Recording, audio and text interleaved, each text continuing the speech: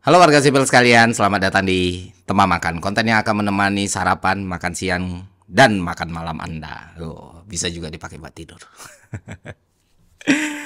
Oke, iya. Teman makan lagi, teman makan lagi. Kenapa gua jadi sering buat teman makan? Kayaknya kalian alasannya, kok jadi sering buat teman makan bang? Oh, kayaknya gue nggak perlu jelasin panjang lebar ya. Kalian tentu sudah tahu alasannya. Apalagi kalau bukan karena ini effort. Oke, mungkin kalian bertanya kok teman makan lagi bang? Ya simple sih ya, karena ini effortless. Konten favorit gue, nggak perlu di script, nggak perlu diedit, macam-macam. Dan ya gue bisa melakukannya dengan sangat-sangat gampang. Cukup cut-to gue posting, nggak perlu buat thumbnail dan lain sebagainya. Wah, bahagia sekali. Dan kalian masih sering nonton konten ini. Apa nggak senang gue ya kan? Daripada gue bikin doku vlog, capek-capek riset ya kan, capek-capek bikin argumen, capek-capek nyusun opini. Oh, per bab, melelahkan sekali. Mending lebih banyakin tempat makan aja. Oh, gitu. Coba gini, serius-serius. Konteksnya gini. Karena gue juga lagi ngedevelop Malaka Project ya, jadi sebenarnya gue sempat berpikir untuk konten-konten serius kayaknya gue fokus di Malaka Project dulu untuk segmen gue atau untuk show gue di Malaka Project, dan di channel pribadi gue untuk sementara ini atau mungkin untuk selamanya gue gak tahu akan lebih banyak hal-hal yang bersifat personal atau konten-konten seperti ini, jadi santai-santai. Jadi kalau kalian suatu hari merindukan konten-konten yang berat gitu kan, yang penuh kajian dan pemikiran gitu kan, yang penuh dengan pembahasan-pembahasan yang berisi segala hal yang rumit gitu, mungkin kalian bisa subscribe dan nonton di channel Malaka Project. Oke, kita mulai aja. Sekali lagi gue ingatkan, konten teman makan ini nggak gue tujukan untuk menghibur kalian atau mengedukasi kalian, tapi gue buat untuk AdSense ya, untuk kepentingan pribadi gue sendiri dan untuk kesenangan pribadi gue sendiri, dan jelas untuk mempertebal kantong gue sendiri gitu. Jadi ya kalian nggak perlu ngerasa spesial lah. Oke lah. Nah kemarin kan gue sempat bikin cerita soal dinasti ya. Dan itu rame sekali dan banyak yang request. Lanjutkan bang. Bahas yang lain bang, bahas karakter lain atau cerita lain. Wah, gue melihat banyaknya permintaan seperti itu ya senang. Karena gue orang yang menggantungkan hidup gue pada mekanisme pasar pak. Semuanya soal supply and demand gitu loh. Demandnya tinggi ya supply-nya gue coba untuk ngejar demand. Akhirnya gue putuskan ya udah gue lanjutkan cerita tentang dinasti itu gitu. Karena cerita tentang dinasti ini punya banyak sekali spektrum dan punya banyak sekali sisi yang bisa gue ceritakan ke kalian semua, dan mungkin bisa jadi 10 atau 20 video gitu kalau ngikutin ceritanya dari awal sampai akhir. Kita lihat apakah gue akan mengkapitalisasi itu semua. Ya we will see lah. Nah, kalau kemarin kita udah ngomong soal 3 penguasa, kita bakal ngomong soal seorang jenderal gitu dalam cerita kehancuran dinasti ini. Nah, jenderal militer yang bisa gue bilang terkuat dalam cerita ini, baik di dalam sejarah ataupun novel. Dia orang yang disegani seluruh Cina, dia orang yang prodigy, dia orang yang punya kemampuan dan skill luar biasa dalam berperang. Tapi sayangnya dia adalah orang yang jahat. Walaupun hobi dan sangat mahir berkuda, dia orang yang sangat culas Bapak Ibu. Dan riwayat hidupnya penuh dengan pengkhianatan. Oke, sebelum kalian berasumsi liar dan melakukan cocok logi gitu ya, gua disclaimer dulu, gua sampaikan dengan jelas, jenderal yang gue maksud itu adanya di Cina, bukan di Indonesia. Jadi jangan dikait-kaitin sama orang lain ya, tolong. Karena jenderal yang gue ceritakan ini bernama Lu Bu. Oh, penggemar dinasti warrior itu pasti kenal dengan yang namanya Lu Bu, karena bisa kita bilang dari semua karakter yang ada dalam franchise dinasti warrior dari 1 sampai 9, maka Lu Bu adalah karakter yang paling populer dan paling terkenal. Karena ketika kita mainkan, permainan jadi terasa sangat-sangat seru karena kita bisa ngebantai lebih banyak orang lagi, karena sekali puter dan sekali musuh banyak sekali orang yang mati, tapi ketika dia jadi lawan sangat sulit dikalahkan, apalagi dalam mode chaos ya. Oh, PR banget ngalahin Lubu gitu. Nah, kita tahu nih di game dia overpower banget, imba banget gitu, perlu di nerf sebenarnya. Tapi apakah di ceritanya atau sejarahnya atau di novelnya dia sekuat apa yang digambarkan dalam game? Ya jawabannya iya. Lubu memang sekuat itu. Dan itu diceritakan dengan jelas di novel Romance of Three Kingdom ini. Dan bahkan kalau dalam catatan sejarah pun sering diperlihatkan tuh betapa kuatnya Lubu ini. Nah, kita mulai aja ceritanya. Jadi si Lubu ini itu kan lahir di Mongolia dalam daerah Cina gitu. Jadi dia lahir di Cina gitu. Ya ya jelas lah namanya Lubu gitu. Kalau namanya Yanto barulah ceritanya bisa beda ya. Nah, Lubu ini dari lahir udah menunjukkan bakat yang luar biasa. Dia prodigy, dia gifted, privilege lah. Dia gifted, dia privilege gitu dari posturnya, struktur tubuhnya. Jadi dari semua ciri-ciri dan bakat yang dia tunjukkan, orang-orang bakal sangat mudah untuk mengetahui kalau dia bakal jadi prajurit yang besar gitu. Nah, ketika dia tumbuh muda, ternyata apa yang dilihat orang-orang itu terbukti. Lubu dengan sangat gampang itu menguasai hampir semua bela diri di Cina waktu itu. Dan dia juga menguasai penggunaan senjata dengan sangat-sangat mahir. Apapun bentuk senjatanya, dari mulai pedang, tombak, sampai dengan panah. Nah, selain hebat bela diri, hebat menggunakan senjata, Lubu semakin lengkap dengan kemampuan dia berkuda, Pak. Wah, suka sekali dia berkuda ini. Dan kuda Lubu pun jadi salah satu hal yang paling unik di cerita Romance of Three Kingdom ya. Kenapa demikian? Karena itu kuda namanya kuda merah ya. Kuda ini pun memiliki sejarah yang unik di Romance of Three Kingdom karena yang menggunakan kuda ini bukan cuma Lubu tapi Guan Yu. Ya, kenapa Guan Yu bisa menggunakan kuda ini nanti kita ceritain lah sedikit gitu loh.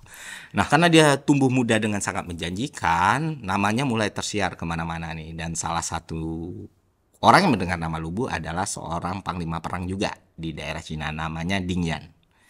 Nah, Ding Yan ini cukup dihormati dan cukup disegani. Kekuasaannya emang nggak besar-besar banget, tapi ya dia punya daerah lah, dia punya pasukan juga. Dan ketika dia melihat anak muda kayak Lubu ini, wah, hasratnya terbakar nih. Oh, ini orang harus ikut gua, harus gua ajarkan bagaimana jadi prajurit paling kuat di seluruh Cina. Diangkatlah Lubu ini sama Ding Yan. Dan Ding Yan ngerasa dekat sama Lubu ini dan kagum sama Lubu ini. Akhirnya Lubu itu udah diperlakukannya kayak anaknya sendiri. Jadi Ding Yan itu dianggap Lubu sebagai bapak angkatnya. Dan ternyata mereka semakin cocok di berbagai medan pertempuran. Lubu sangat berjasa, karirnya juga cepat di pasukannya Ding Yan sampai dia jadi orang kepercayaan Ding Yan. Nah, Ding Yan itu ternyata jadi salah satu panglima yang dipanggil oleh He Jin untuk menumpas pemberontakan Turbang Kuning yang sempat gue singgung sebelumnya di video ya. Dan ya, singkat cerita pemberontakan itu selesai, berhasil dipadamkan dan konflik pun muncul kayak yang gue bahas sebelumnya ya. Para Kasim akhirnya membunuh He Jin, tapi sebelum dibunuh He Jin sempat berpesan kepada salah satu panglima namanya Dong Zhuo. Dong Zhuo pun membantai para Kasim dan Dong Zhuo pun jadi penguasa baru di kekaisaran.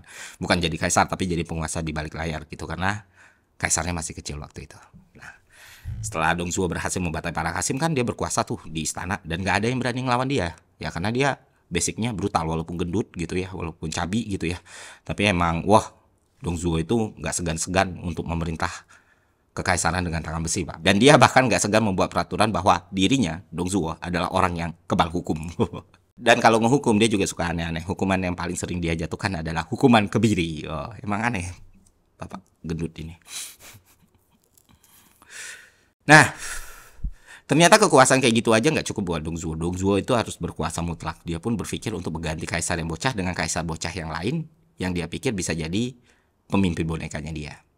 Ya kan? Nah, rencana Dong Zhuo ini ternyata ditentang banyak pihak dan salah satu yang menentang adalah Ding Yan. Kenapa Ding Yan menentang? Karena ya menurut dia yang pantas jadi kaisar ya kaisar yang ada gitu, bukan digantikan sama kaisar pilihan Dong Zhuo ini. Nah, biasanya ketika ada yang menentang, Dong Zhuo langsung eksekusi aja, bunuh aja, hancurin aja. Tapi enggak untuk Ding Yan. Kenapa demikian? Karena Ding Yan sulit dihancurkan. Kenapa Ding Yan sulit dihancurkan? Dong Zhuo sempat bertanya, tanya ke penasehatnya, tanya ke konsultannya, dan akhirnya ketemulah jawabannya. Karena Ding Yan punya Lubu. Jadi setiap Ding Yan berusaha disudutkan, ya udah, Ding Yan melawan. Lubu pun maju gitu. Setiap pasukan yang diturunkan untuk menghancurkan Ding Yan itu malah hancur dan penyebabnya tak lain tak bukan adalah Lubu ini. Di situ Dong Zhuo melihat, oh ini loh kunciannya. Akhirnya ya udah, apa yang berusaha dilakukan Dong Zhuo? Yang berusaha dilakukan Dong Zhuo adalah membujuk Lubu. Dan dia pun mendatangi Lubu, menawarkan banyak sekali hal kepada Lubu dari mulai harta benda, kuda, salah satunya kuda merah yang tadi gue sempat bilang yang jadi melekat banget sama brandingannya Lubu ya, wanita, kekayaan, emas, perak, dan lain sebagainya, serta jabatan yang menjanjikan. Dan disinilah pertama kali kita melihat betapa busuknya seorang Lubu ya kan. Kenapa demikian? Karena ternyata tidak butuh waktu lama, Lubu tergiur. Ini kan stereotip yang patah banget. Biasanya orang kuat itu kan punya pride yang luar biasa ya. Walaupun dia jahat, dia punya ideologi gitu. Katakanlah kayak Kaido misalnya. Nah, Lubu itu nggak ada yang kayak gitu. Oh ya, lu ngasih gue duit, ya gue lakuin. Keesokan harinya langsung dah dibantai si Dingyan ini sama si Lubu. Kepalanya dikasih ke Dong Zhuo. Wow, Dong Zhuo pun senang, akhirnya yang terkuat dia pun hilang gitu.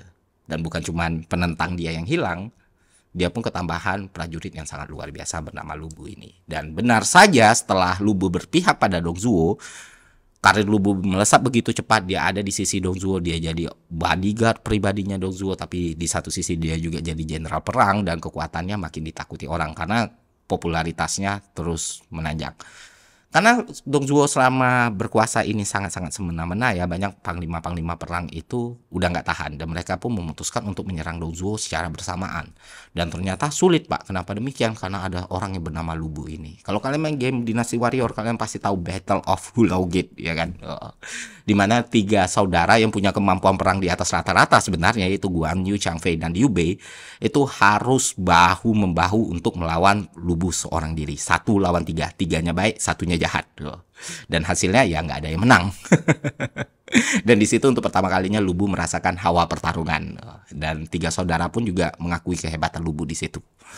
Nah, tapi karena diserang terus-menerus, akhirnya Dong Zhuo pun retreat gitu kan. Karena ya pasukannya juga habis dan dia pun memindahkan ibu kota ke barat. Orang-orang nggak ngejar Dong Zhuo ini. Kenapa demikian? Karena saking besarnya koalisi ini, ternyata ribut sendiri di dalam gitu loh.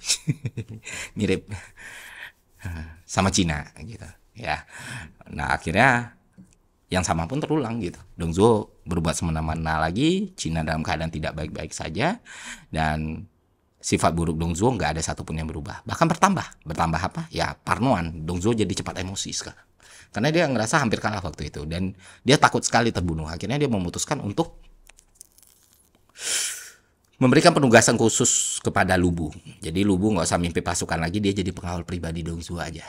Saking parnonya orang gendut ini ya kan. Nah, selama Lubu berada di sisi Dong Zhuo, ternyata perlakuan Dong Zhuo ke Lubu juga nggak baik-baik amat. Lubu sering kena semprot, kena marah, kena gaplok gitu ya. Sampai suatu hari, saking emosinya Dong Zhuo karena hal yang tidak jelas, dia lempar pisau ke Lubu. Lubu nangis. Ya, tapi kalau dia nggak nangis, Lubu bisa mati dilempar pisau waktu itu. Nah, itulah titik awal konflik antara Dong Zhuo dan Lubu.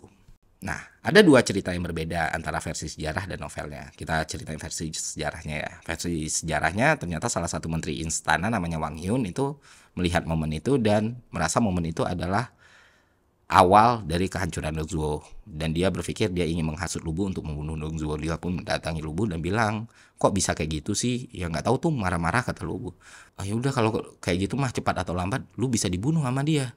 Mending lu bunuh duluan. Loh, kok gue bunuh duluan? Dia itu bapak angkat gue tahu, si Lubu kan. Lah kalau dia emang ngerasa lu anaknya dia nggak akan pernah ngelemparin pisau ke lu, nggak pernah mau matiin lu. Oh iya juga. Akhirnya darahnya panas, dia bantai lah Dong. Itu versi sejarahnya. Versi novelnya lebih seru Pak. Jadi Wang Yun tuh diceritakan punya anak. Ada yang bilang diceritakan punya anak nama Diao Chan. Ada yang bilang Diao Chan ini bukan anaknya Wang Yun. Ya terserah lah versi yang mana. Intinya ada perempuan namanya Diao Chan. Diao Chan ini dikirim ke istana Dong Zhuo dan dijadikan selir Dong Zhuo gitu. Nah maksudnya dia dikirimkan itu sebenarnya bukan jadi selir Dong Zhuo, tapi mendekati Lubu. Karena dia ini cantik banget ya kan. Dong Zhuo ngiler, ya udah dijadiin selir. Waktu dijadiin selir, dia main belakang nih sama Lubu. Cita-citaan ala Cina klasik. Nah, pada suatu hari ketika mereka ingin ngobrol di tempat yang biasa dijanjikan, Lubu tidak menemukan Diao Chan. Di mana Diao Chan? Oh, dia ikutin ke kamarnya. Pas kamarnya diketok, Diao Chan lah bersiap. Diao Chan ambil tali, mau pura-pura bunuh diri gitu, Pak. Lubu masuk. Udah Lubu, jangan, kata dia. Kenapa jangan? Ya saya sudah kotor, saya sudah didodai sama Dong Zhuo. Dong Zhuo sudah melakukan hal yang buruk kepada saya. Nah, kalian pikirkanlah apa itu kan. Diao Chan pun menceritakan apa yang dilakukan Dong Zhuo kepada dirinya. Wow, Lubu pun spanning Pak, emosi, terbakar cemburu dia kan. Dia ambil tombaknya, dia datangi Dong Zhuo, dia tusuk Dong Zhuo, terus ditebas kepalanya gitu. Dan akhirnya Dong Zhuo pun meninggal. Dan itu untuk kedua kalinya Lubu membunuh bapak angkatnya sendiri. Nah setelah dia bunuh Dong Zhuo, bukannya panik, bukannya apa, mayatnya Dong Zhuo diseret di tengah kota, dibakar, dan dia bilang kepada seluruh penduduk kota, siapapun yang berani nyentuh mayat ini, itu akan mati, kata Lubu. Jadi berhari-harilah mayat Dong Zhuo membusuk di situ. Dan ternyata nggak semua orang suka dengan apa yang dilakukan Lubu. Mau gimana pun Dong Zhuo tetap punya loyalis, dia pun dikepung kan sama ribuan orang atau bahkan ratusan ribu orang. Dia melawan dan lama-lama dia capek sendiri, ya udahlah gue kabur aja gitu. Dan dia pun berkuda membawa kepala Dong Zhuo keliling Cina supaya orang tahu siapa yang membunuh tirani paling jahat di Cina. Oh, Lubu ini ada sisi-sisi flexingnya juga dia kan. Jadi dia pengen ada narsisnya, dia pengen orang-orang tahu siapa yang paling kuat gitu. Sampai akhirnya dia di utara dia minta perlindungan dengan Yuansu. Ternyata Yuansu tidak memperlakukan dia dengan baik menurut dia. Oh, karena jasa dia nggak dihargai, dia bantu Yuansu.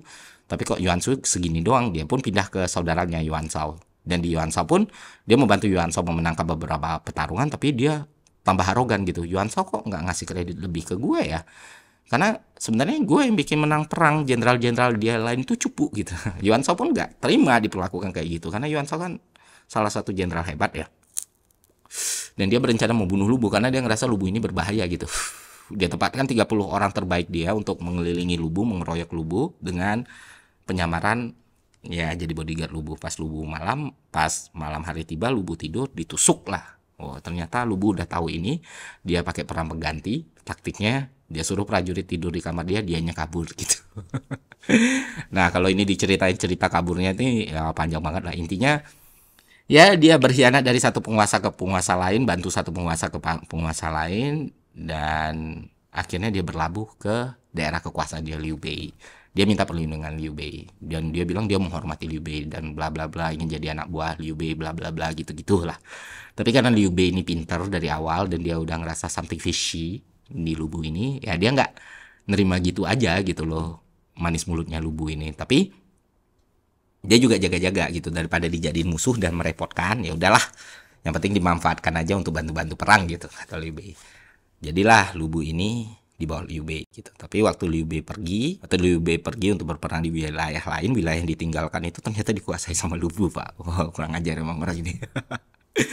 Nah, akhirnya singkat cerita Lubu jadi salah satu panglima dan salah satu gubernur di Cina, dan popularitasnya semakin menanjak sejak saat itu.